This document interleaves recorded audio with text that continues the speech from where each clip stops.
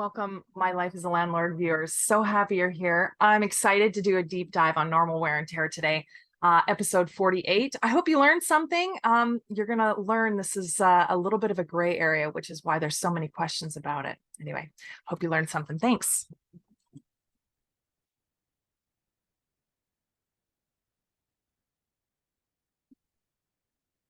Well, hello there. Welcome to My Life as a Landlord.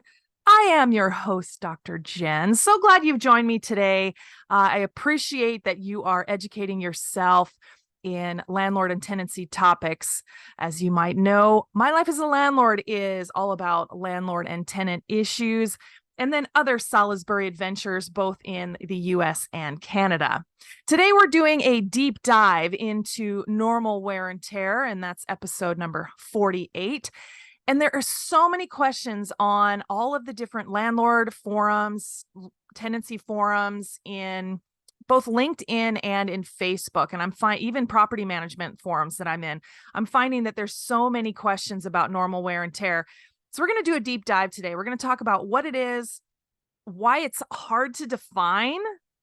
And I'm going to look at a couple of places in North America for, what is normal wear and tear, what isn't normal wear and tear. And then we're going to talk about the gray line between what is normal wear and tear and what isn't, because that's kind of where it seems the subjective part of normal wear and tear is in that gray line. And then for my friends in the US, for my listeners in the US, you've got Housing and Urban Development has developed a list of a sample life expectancy chart for certain items in your rental. And we're going to talk about that because that's actually very helpful when we're talking about normal wear and tear, life expectancy of certain items in a rental. Who do you have in that rental? And then budgeting. You need to budget because at some point you're probably going to have to renovate that rental regardless of who's in it. So anyway, well, let's jump into. So what is normal wear and tear? Oh my goodness, it's super hard to define. And so I just grabbed a couple of spots. So I looked at Alberta, the province in Canada. So for all my Canadian friends, normal wear and tear, this is in Alberta. So I just grabbed this just because I'm trying to go where different places define different things. So here it is. Alberta law states landlords cannot deduct money from a tenant's security deposit for normal wear and tear caused by the tenant. And landlords cannot apply for dispute help to claim damages to fix normal wear and tear. Normal wear and tear, here we go. It's defined as the deterioration that occurs over time with the use of a premises, even though the premises receives reasonable care and maintenance. Normal wear and tear is assessed based on the duration of tenancy. The time of tenancy matters and could include scuffs on the floors and walls and nail holes from hanging pictures. I'm going to continue on. I've also looked up Florida. Florida is almost identical. So let me go into where Florida. Okay, what's considered normal wear and tear in Florida? Normal. So this is Florida. So I just Googled Florida normal wear and tear. Normal wear and tear is damage that is expected when a rental unit is used in a normal way, such as gently worn carpets and faded walls. Damage, what I call willful damage. Willful damage means you did it on purpose or you were not paying attention and maybe a guest or a child did it on purpose or a pet or an animal did it on purpose. Damage is the destruction caused by abusive or negligent use of a rental, like ripped carpets, holes in the drywall, heavily stained walls. Okay, so Florida continues normal wear and tear, defined as the deterioration that occurs naturally as a result of a tenant using the property as it was designed to be used. Okay, so then it gives you some examples, and some of the examples that we're going to go through, because I've got a lot of examples of what normal wear and tear is, according to certain folks, what it's not, what willful damage is. And then the next point, we're going to talk about the gray area in between. So, because some of this you can argue either way. Remember, this is subjective, why it's so hard to define what normal wear and tear is. Okay, so again, I'm on Florida. Examples of normal wear and tear include gently worn carpets, lightly scratched glass. I don't know.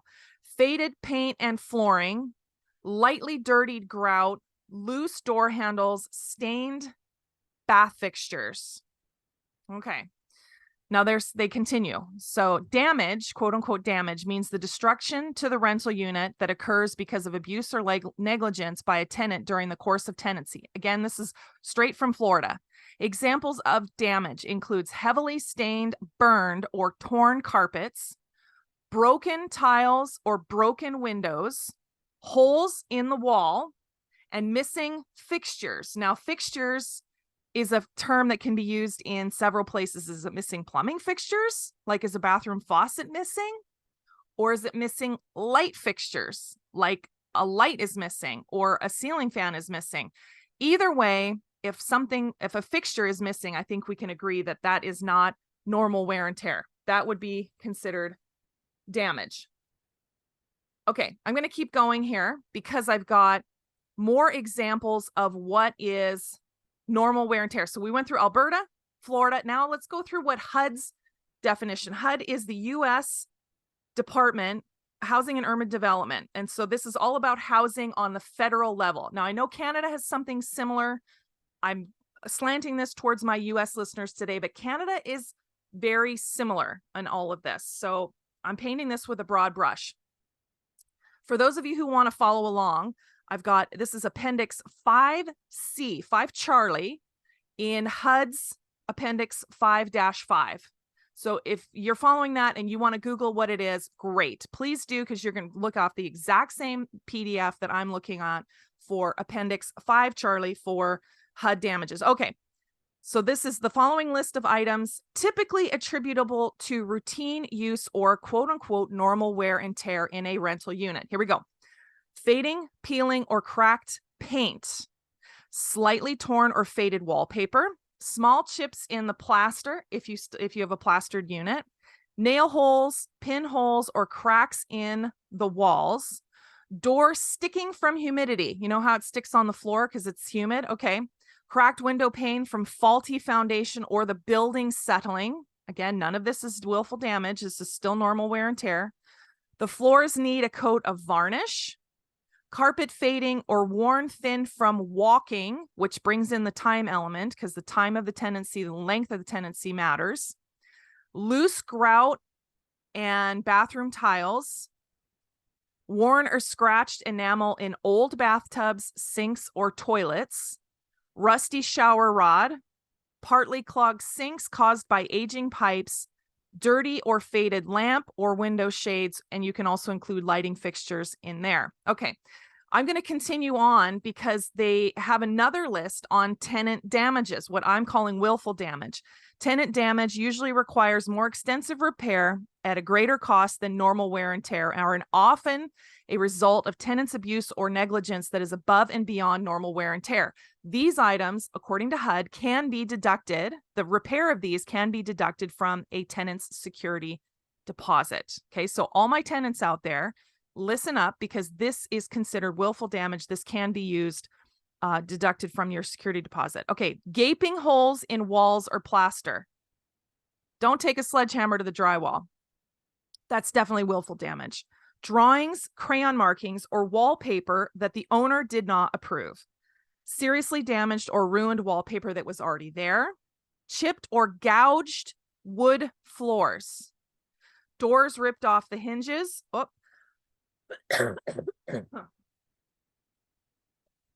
Sorry, Sid. Okay, let's go this again. Chipped or gouged wood floors. Doors ripped off the hinges. Oh my goodness. Sorry. Okay.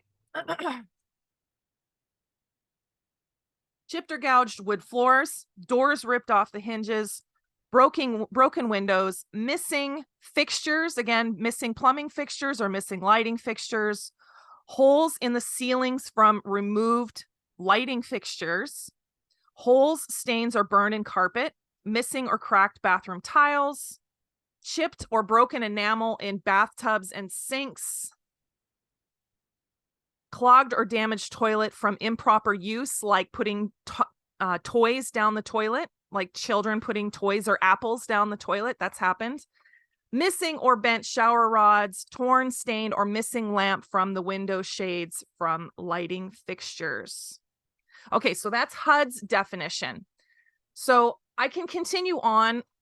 I have many other examples. In fact, I'm going to read out, I found quite a list of what is normal wear and tear. And so I'm going to talk my way through some of this, and then we're going to talk about the gray line, because there is a gray line here, and the gray line emerges when you talk about the length of the tenancy.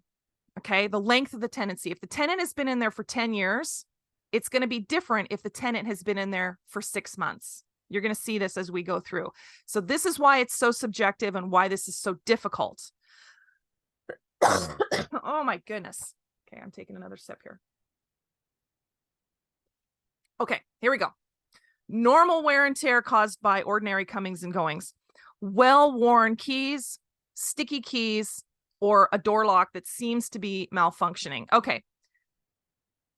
That's normal wear and tear. There's no willful damage in that. However, missing keys, key broken off inside the lock, or the door lock replaced by the tenant without the management permission, that is willful damage.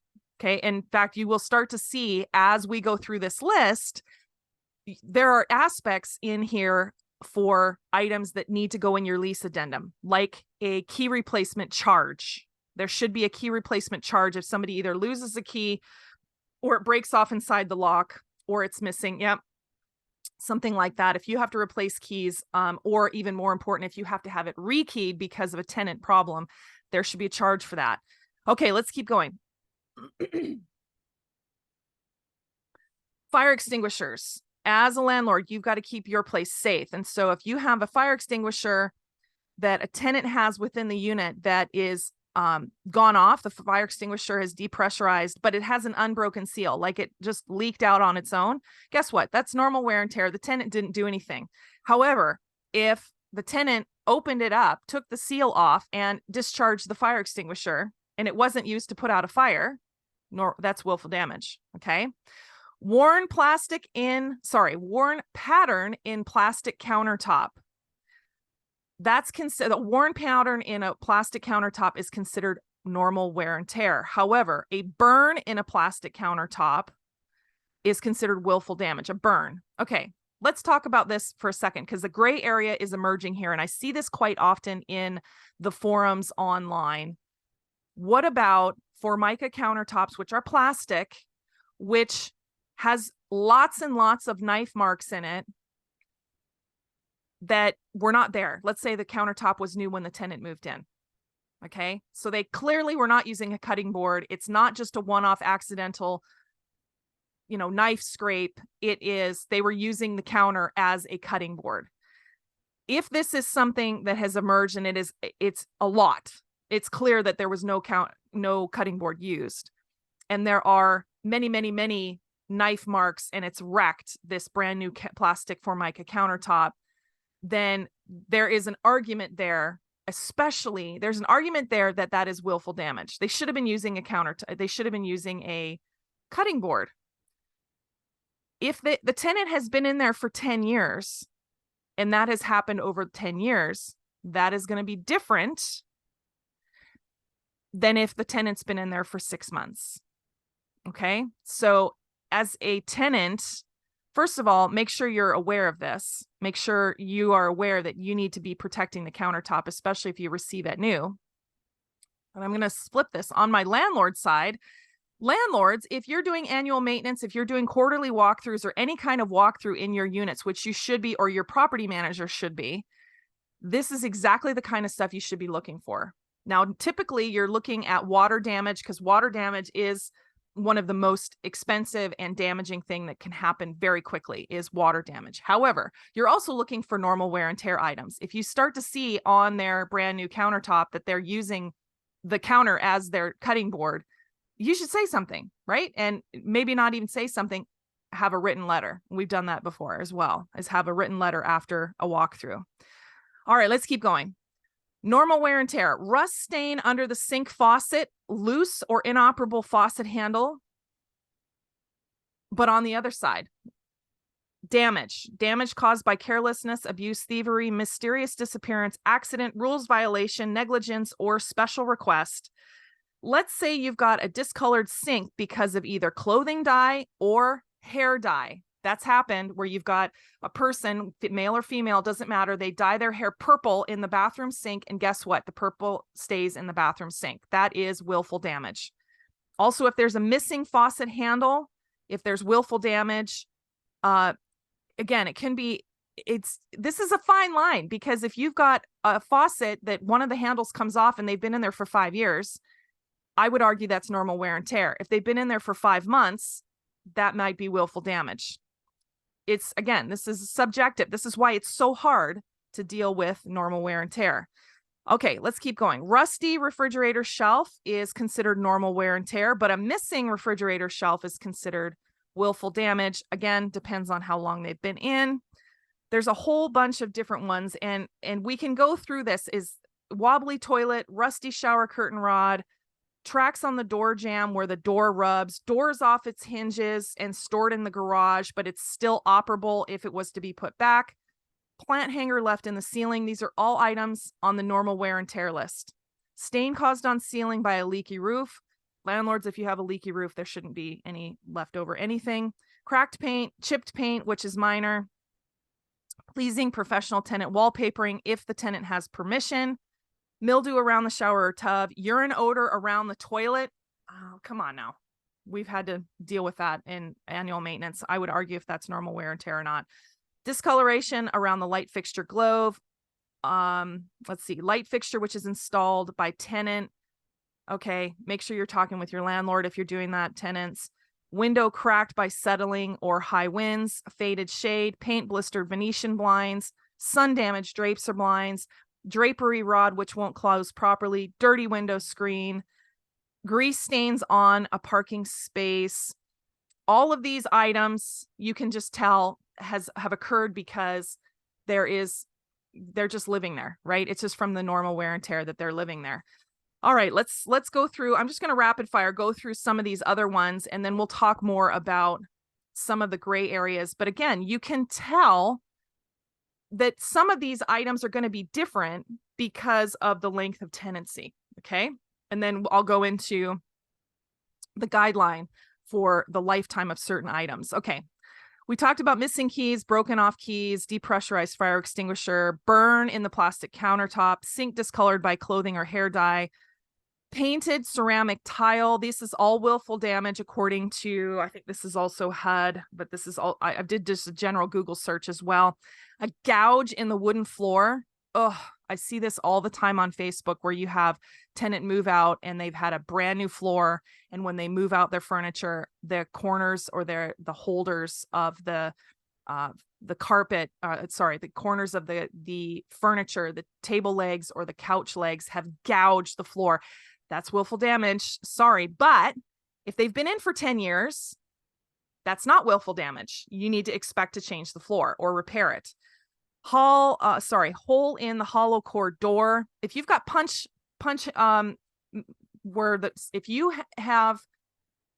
me back up. If you have doors that have been punched, that is willful damage, period. I don't care how long you've been in a tenancy. The tenant needs to replace that. 2-inch diameter hole in the ceiling. I don't know if that's a 2-inch diameter hole in the ceiling. Any diameter hole in the ceiling depends on what it is. Stain on ceiling caused by popping champagne or beer bottles. Oh, here's one I see all the time. Crayon marks on walls. For tenants, if you have children and you have them coloring all over the walls of the drywall or the wood paneling, or even worse, in the bathtub surround, that is willful damage. You either have to get that off or you're going to be paying to have it cleaned or replaced. Burned out or missing light bulbs. Now, on this list, that is part of willful damage. However, it depends on where you are. In British Columbia, landlords are supposed to provide light bulbs. Got to be careful. So I challenge you, it's not always burned out light bulbs, missing light bulbs. You got to be careful. You got to know your local area requirements. Okay, let me keep going. Walls painted by tenant in dark color, necessitating repainting. If you've got a day sleeper and they've painted the walls black and they haven't painted them back, they've got to paint them black or you have to. That is willful damage. Window cracked by movers. Yeah, that's willful damage. That was not received that way. Pet damage, drapes, any damage by an animal, not even just a pet. If you've got an emotional support animal or a service animal that is causing damage in your unit, whether it's the flooring, the drapes, the blinds, the trim, doors. I've seen trim eaten by dogs before. That is all willful damage. That has to be fixed. Fleas left behind a tenant's pet. I know that's a huge deal in Hawaii. They require professional tenant treatment of any carpets, any flooring. They require a tenant treatment. A flea treatment. Okay, and then another one that can be this can be a gray area too. Caked grease on the parking spot. Again, very subjective. Very subjective. This is it's a tough one. This is why we're doing a deep dive on this. So, but again, it all comes into how long the tenant was in there. But let's go back to Appendix 5 of the U.S. Housing and Urban Development. And I'm looking at Appendix 5D, Sample Life Expectancy Chart. Now, it says, has big asterisks next to this. It says, if these items were in good condition at the time of move-in, and it can be shown that damage above normal wear and tear has been sustained, then a damage claim can be submitted. This is for Section 8, but this is, I guess, again, this is a guideline for life expectancy of items in a rental. Very interesting. I was not expecting to find this when I started doing research on normal wear and tear, but let's talk about this because it's not just things that you think, and it's not just appliances. There are on here. Okay. A list of items and their life expectancy are listed below. Okay. Hot water heaters, 10 years. And that's for all units, any kind of unit. So for my landlords out there, if you have a unit that you renovated and you're 3 years in, expect that your hot water heater will very likely need to be replaced in 7 years, right? So this is going to help you budget. Okay, we're going to keep going. Plush carpeting. Now here, this is interesting. HUD has broken it apart on the lifespan based on the biological age and the being count of who's in the unit. So for example, if you have plush carpeting and you have a family in the unit, the life expectancy of that plush carpeting is 5 years. If you have an elderly person, elderly couple, it just says elderly, in the unit, they're saying the plush carpeting life expectancy is 7 years. Very interesting how this is looking at, because fair housing is all about not discriminating. Right? This is very interesting how this is sort of on that gray line of how much you can expect to replace based on who's in there. All right, let's keep going. Air conditioning units, 10 years, all units, 10 years. That also depends. This is a HUD guideline on what you can expect. How about a range, a stove range, 20 years, all units, doesn't matter who's in there. Same thing with refrigerators. 10 years for refrigerators, all units. I'm going to stop here for a second. If you are a tenant that is starting to have problems with your fridge, please let your property manager or your landlord know. A fridge going out is one of the stressful times in a landlord's life. Why? Because if your fridge is going and it is gone for more than 2 days, going on 3 days, your landlord then has to replace all your food. Okay. It is a basic quality of life thing. So, and I'm assuming, tenants, that this is a landlord provided fridge. If you provide your own fridge, sorry, you're on your own. But if the landlord is providing the fridge and you are starting to have issues with keeping it cool, or you're having, the compressors freezing stuff in the back, like, you need to speak up, because I always keep in my rental fleet, I always have a spare fridge somewhere around, because as soon as we hear that we need parts for a fridge, or we've got a fridge that's starting to go, where we are is quite remote, both in British Columbia and in Hawaii. We can't always just show up with a fridge. So we keep one around somewhere in case something starts to go sideways. So this for you, for my tenants, be patient. Be patient, but also communicate with your landlords if your refrigerator is starting to go. Landlords, depending on your rental fleet, you have got to make sure you've got some kind of game plan for a spare fridge, or maybe you've got an empty unit that you can take the fridge out of that one temporarily. You've got to have a game plan in the event a fridge starts to go. Okay. That's not normal wear and tear. That is a landlord thing, unless it's tenant supplied. Okay, let's keep going because we've got 4 more things that HUD says in here. And all 4 of these are broken up depending on either if there's a family in the unit or elderly person in the unit. This is interesting. Okay. If the interior painting of a unit, according to HUD, if it is an enamel paint, if there's a family in the unit, it's expected to last 5 years. If you've got someone elderly in the unit, it's expected to last 7 years. Now that's if you've got an enamel paint on the interior. If you've got a flat paint on the interior for a family, you're expected 3 years. For an elderly person, that's only 5. For 3 years for a family. That's interesting. A family is going to be harder, right? You've got more people. You've got implied that there might be children. There's going to be more movement. There's going to be more hitting and scuffs on the walls.